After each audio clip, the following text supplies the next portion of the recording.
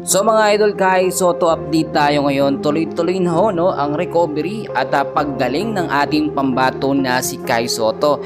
And then recently sa naging game nga po ng Koshigaya Alphas ay present at nanood nga po ng live ang ating pambato na si Kai Soto. Kung titignan nyo mga idol, si Kai Soto natin, no, medyo napapabayaan na ang kanyang buhok, no, pero yung kanyang pangangatawan tuloy-tuloy ho ang kanyang ensayo.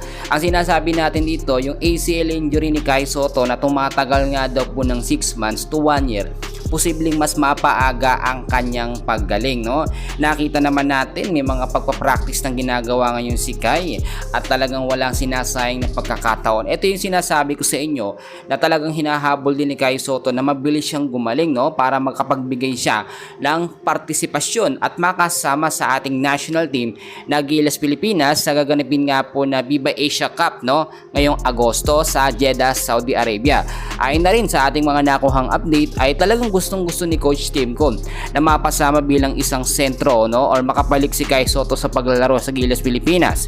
Pero kung titignan naman natin as of now sa kondisyon ni Kai Soto, hindi nyo makikita, no, na may injuring tinatamo, no, o may injury ngayon si Kai Soto dahil yung galaw niya sa pagpapractice at pag-ensayo parang wala siyang injury.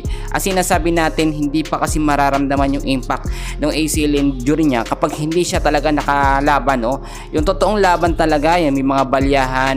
Ngayon, ang main focus ng ating pambato na si Kai Soto ay yung upper body niya. Bakit mga kaibigan, yung upper body ang mas pinapalakas at pinapalaki ng ating pambato na si Kai Soto? Alam niyo naman, kapag dito talaga sa Japan B-League, minsan napapatapat si Kai Soto sa mga ex-NBA player na talagang malalaki ang katawan, pambalyahan. Ngayon, sa kanyang naging coach, no, yung kanyang fitness coach ngayon, sinasabihan din si Kai Soto na mag-focus siya sa pagpapalaki sa kanyang upper body para sa mga balyahan, hindi siya tumutumba, no? At yung bumabalya sa kanya ang tutumba.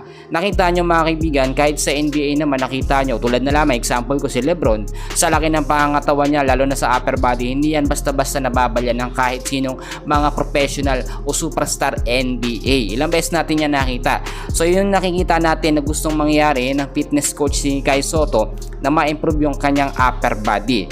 So mga kaibigan, no, dagdag na rin natin, kung naaalala nyo ho, no, yung dating tinatawag din na Boy Angas, at ilang beses din pong nakatapat ni Kai Soto sa NBL Australia at Japan B-League. Nagpositibo ho sa ipinagbabawal na gamot, which is sa cocaine test nga, no, at suspended yan ng mga ilang buwan, no, hindi makakapaglaro sa kanyang kupunan.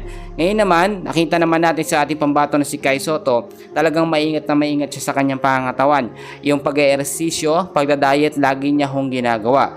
Well, ang dami nating update na dapat pang pag-usapan, pero for now, yan muna ang ibibigay ko na update sa inyo. And please, pakiusap kaibigan ko, huwag niyong kakalimutan na mag-like and subscribe sa ating channel. Maraming salamat po.